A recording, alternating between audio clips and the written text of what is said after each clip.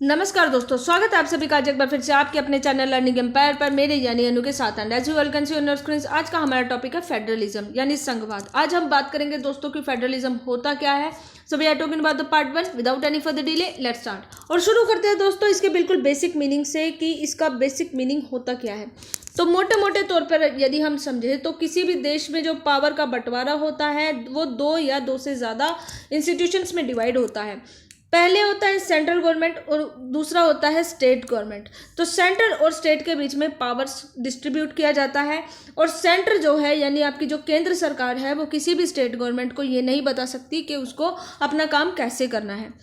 दूसरी बात यह है दोस्तों कि स्टेट गवर्नमेंट अलग से जवाबदेह होती है अपनी स्टेट की जनता के प्रति, उसी तरीके से सेंट्रल गवर्नमेंट भी अलग से जवाबदेह होती है सेंटर की जनता के प्रति यानी भारत की जनता के प्रति। तो यदि हम अगर मान लीजिए किसी स्टेट में रह रहे हैं, मान लीजिए महाराष्ट्र में रह रहे हैं, तो महाराष्ट्र की जो सरकार होगी वो महाराष्ट्र की जनता के प्रति उत्तरदायी होगी, जबकि भारत में जो सरकार है वो सेंट्रल गवर्नमेंट है और वो भारत की जनता के प्रति उत्तरदायी होगी।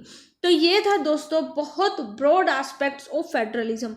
वहीं यहाँ पे है a state of government, a system of government in which the power is divided between centre and states, it is called federalism.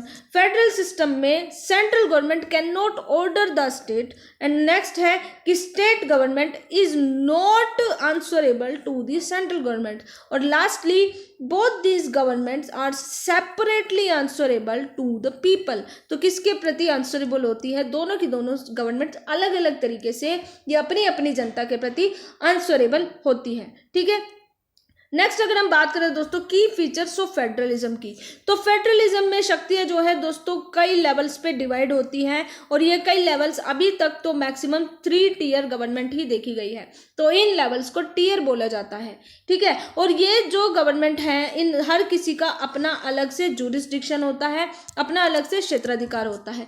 मान लीजिए कि दिल्ली में आम आदमी पार्टी की सरकार है, तो आम आदमी पार्टी की सरकार जो है वो सिर्फ दिल्ली में जो अपना सरकार चलाएगी और अपनी पॉलिसीज को दिल्ली से बाहर लागू नहीं कर सकती। तो ये क्या है, ये दिल्ली का अंदर का जो अधिकार है, क्षेत्र है, ये दिल्ली की गवर्नमेंट का क्षेत्र अधिकार है। आई होप आपको ये समझ में आया होगा। तो जुरिस्डिक्शन किन मैटर्स में? लेजिस्लेशन के, टैक्सेशन के और एडमिनिस्ट्रेशन के मैटर्स में जुरिस्डिक्शन क्लियरली स्पेसिफाइड है हमारे कॉन्स्टिट्यूशन में। जुरिस्डिक्शन जो है हमारे कॉन्स्टिट्यूशन के फंडामेंटल प्रोविजंस है।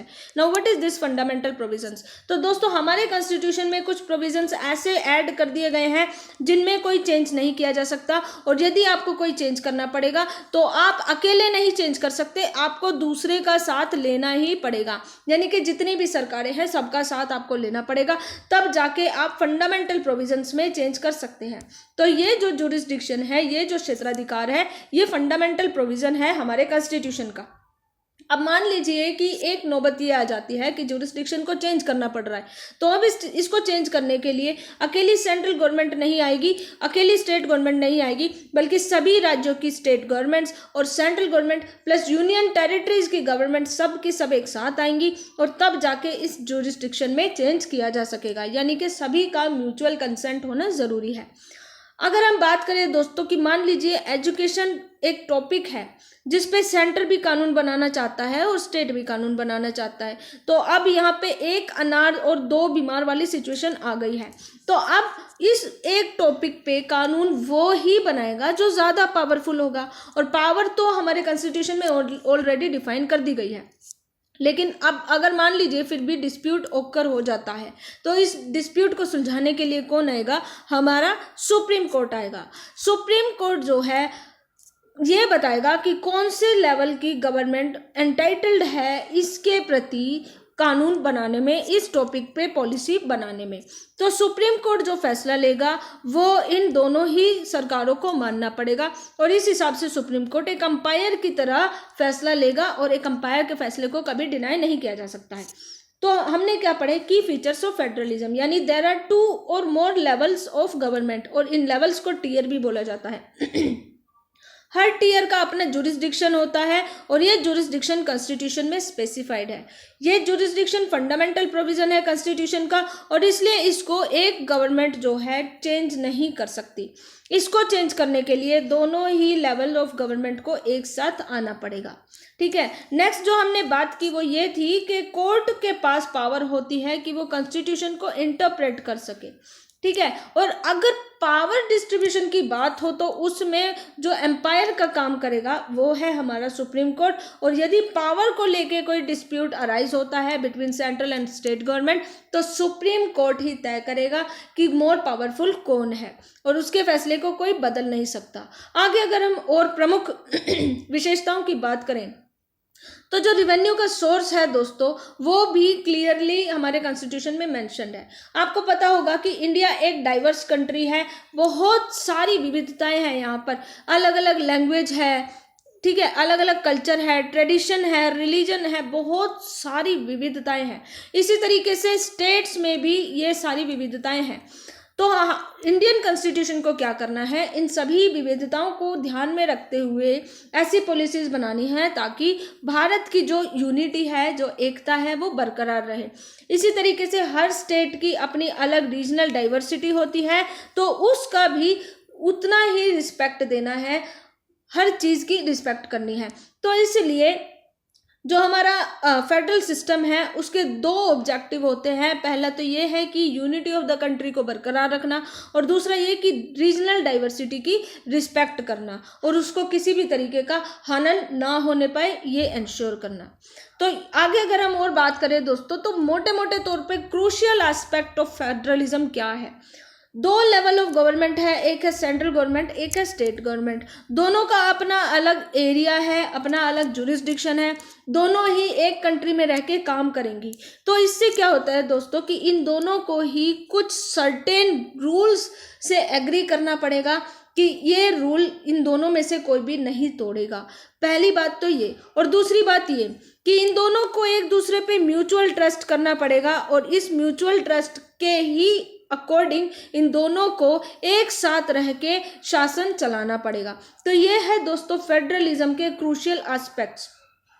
Government and different level should agree to some rules of power sharing. Power sharing के कुछ रूल्स जो हैं कॉन्स्टिट्यूशन ने बता दिए हैं और आपको वो मानने ही पड़ेंगे। दूसरा ये है कि आपको एक गवर्नमेंट के तौर पे आपको दूसरी सरकार पे भरोसा रखना पड़ेगा कि वो सरकार जो है आपके विश्वास को तोड़ेगी नहीं।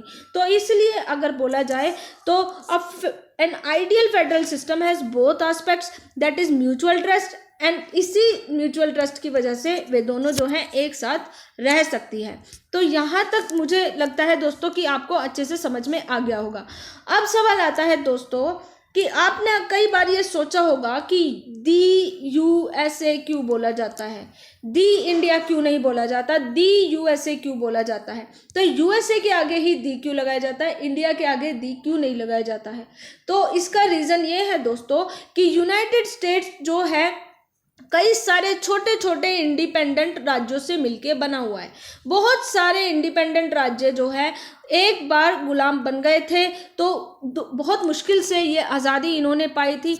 अब क्या था कि जो बड़े यूरोपियन देश थे वे फिर से बाज की नज़र इनके ऊपर बरकरार रखे हुए थे।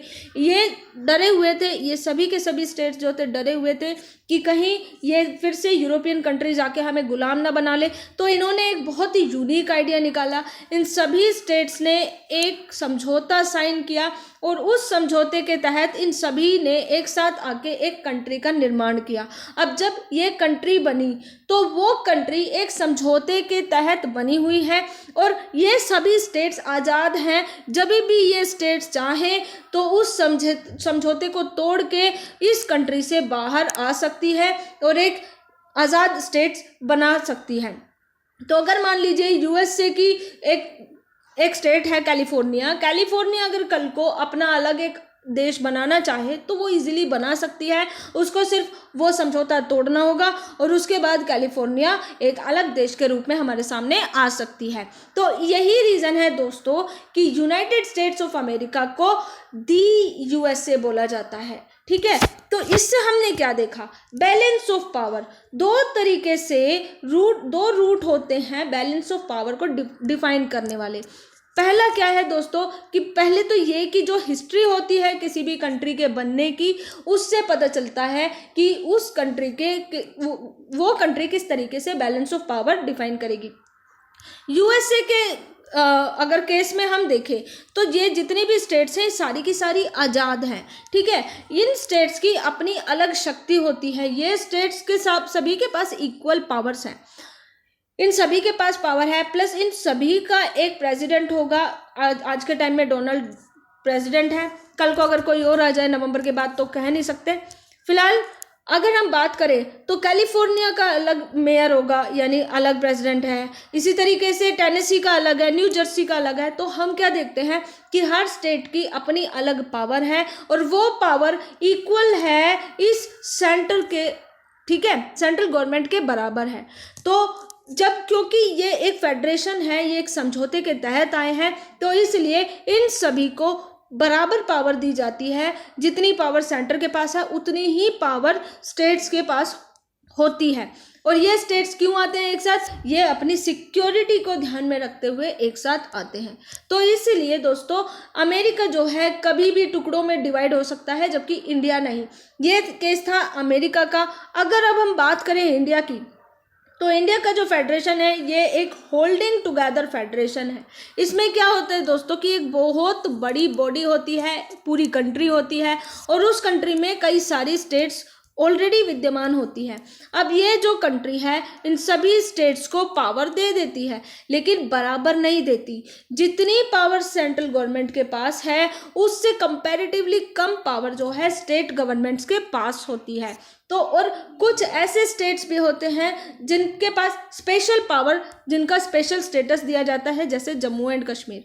अब क्योंकि अमेरिका तो एक समझौते के तहत सामने आया है, लेकिन इंडिया में ऐसा कोई समझौता नहीं है, इसलिए इंडिया बहुत ज़्यादा यूनाइटेड है। अगर हम बात करें अमेरिका की तुलना में तो इंडिया ज़्यादा यूनाइटेड कंट्री है, ठीक है। तो अब अगर हम इनको पढ़े तो coming together federation to form a bigger unit so that their security can be increased. इसमें हमने मेन जो डिफरेंस देखा वो क्या था कि अमेरिका वाले केस में कमिंग टुगेदर फेडरेशन में छोटे छोटे स्टेट्स होते हैं, ये सब एक साथ आके बड़ी यूनिट बनाते हैं। होल्डिंग टुगेदर फेडरेशन में एक बड़ी यूनिट होती है जो अपने छोटे छोटे स्टेट्स बनाती है। तो उल्टा हो गया है यहाँ पे दोनों का ही, ठीक है। कमिंग टुगेदर फेडरेशन का एग्जाम्पल है the USA. In this all the states have equal power and are strong vis as the central government. तो जितनी स्ट्रॉन्ग सेंट्रल गवर्नमेंट होती है उतनी ही स्ट्रॉन्ग स्टेट गवर्नमेंट होती है। होल्डिंग टुगेदर फेडरेशन में कंट्री जो है अपनी पावर को डिवाइड कर देती है between the states and the central government. For example क्या है हमारा प्यारा इंडिया, और ज़्यादा पावर किसको दी जाती है, सेंट्रल गवर्नमेंट को as compare to the state government. और इसी तरीके से कुछ यूनिट्स जो हैं उनको स्पेशल पावर दी जाती है। अगेन मैंने आपको बताया था कि रीजनल डाइवर्सिटी होती है कई स्टेट्स की, तो उन डाइवर्सिटी को बरकरार रखने के लिए स्पेशल पावर ग्रांट की जाती है। तो ये था दोस्तों शक्ति का संतुलन। अब इसको बरकरार रखने के लिए कुछ लिस्ट बना दी गई है जिससे ये इंश्योर किया जा सके कि ये जो लिस्ट में आने वाले सब्जेक्ट हैं इन पे ये वाली सरकार कानून बनाएगी और दूसरी लिस्ट में आने वाले सब्जेक्ट पे दूसरी सरकार कानून बनाएगी। तो 3 तरीके की लिस्ट होती है, 3+1 का सिस्टम चलता है। Union list, state list, concurrent list, और इन लिस्ट में जो नहीं आता है उसको बोलते हैं रेजिडुअरी लिस्ट। सबसे पहले अगर मैं बात करूं यूनियन लिस्ट की, तो वो सभी मामले जो एक देश के लिए बहुत ज़्यादा इम्पोर्टेंट है, जो नेशनल इम्पोर्टेंस के मामले हैं, उनको यूनियन लिस्ट में डाला जाता है। जैसे डिफेंस हो गया, फॉरेन अफेयर्स हो गया, बैंकिंग, कम्युनिकेशंस, करेंसी, तो ये सभी नेशनल इंपॉर्टेंस के मामले हैं, ये यूनियन लिस्ट में डाले जाते हैं। और इस पे कानून कौन बनाता है, यूनियन गवर्नमेंट यानी state government alone. State list वे सभी मामले जो लोकल इंपॉर्टेंस के होते हैं और स्टेट के इंपॉर्टेंस के होते हैं। जैसे मान लीजिए आपके पुलिस हो गया, ट्रेड हो गया, कॉमर्स हो गया, एग्रीकल्चर हो गया, इरिगेशन हो गया, तो ये सभी जो है आपके स्टेट लिस्ट में आते हैं और इन पे अकेली स्टेट ही कानून बनाने की शक्ति रखती है। नेक्स्ट आते हैं कॉन्करेंट लिस्ट। कुछ ऐसे मामले भी होते हैं जो स्टेट के लिए और यूनियन के लिए, दोनों के लिए इक्वल इंपॉर्टेंस के होते हैं, तो इसलिए उनको इनमें से किसी एक लिस्ट में नहीं डाला गया है, बल्कि इनके लिए अलग से एक लिस्ट बना दी गई है जिसका नाम है कॉन्करेंट लिस्ट। और इसमें आने वाले सब्जेक्ट जैसे एजुकेशन हो गया, फॉरेस्ट हो गया, ट्रेड हो गया, तो इन पे दोनों ही सरकारें जो है अपनी अपनी पॉलिसीज बना सकती है। तो नेक्स्ट अगर मैं बात करूं दोस्तों रेजिडुअरी लिस्ट की, तो रेजिडुअरी सब्जेक्ट्स यानी वो सारे सब्जेक्ट जो ऊपर की 3 लिस्ट में अभी तक नहीं आए हैं, जैसे आपका कंप्यूटर सॉफ्टवेयर हो गया, तो इसके बारे में कानून कौन बनाएगा? तो ये जो सब्जेक्ट है इसके ऊपर कानून बनाएगी यूनियन गवर्नमेंट। ठीक है, तो यूनियन लिस्ट पे भी यूनियन गवर्नमेंट कानून बना सकती है, और कॉन्करेंट लिस्ट पे भी और रेजिडुअरी सब्जेक्ट वाली लिस्ट पे भी यूनियन गवर्नमेंट कानून बना सकती है। तो आज के लिए इतना ही दोस्तों। आई रियली होप कि आज को आप सभी को आज का सेशन समझ में आया होगा। Most importantly stay home, stay safe, God bless you all. जय हिंद।